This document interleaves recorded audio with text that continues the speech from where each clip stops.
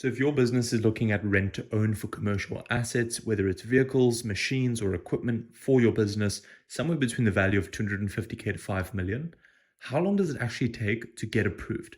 Because there's a four-step process, right? You got to qualify first, you get the offer, then you've got to rent it, and then eventually you own it, right? So these are the documents to get started, and I'm going to share with you how long this process typically takes if we draw a little clock over here. So once you share your 12-month statements, your CIPC registration document, your director's ID, and then offer to purchase or a quote, it typically takes around 3 to 4 business days in order to get an offer.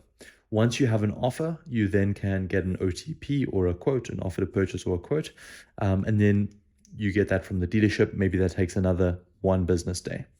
Then there might be a little bit more due diligence. So let's say an additional 1 business day. And then the finance firm would purchase the asset and rent it back to you. So that process would probably take about 1 business day. So in total, I would say that on average, we're looking at anywhere between 5 to 7 business days from a formal application to actually having the vehicle or machine or a piece of equipment that your business needs. Probably about 5 to 7 days from qualifying to offering to actually renting and being able to deploy the commercial asset in your business and get it running so that it can produce you revenue, right? And so that you can service contracts and stop renting and also stop subcontracting. Because we see that a lot. We see a lot of guys that come through that get new clients, they get new contracts, and then they end up subcontracting and all their profits are wiped out.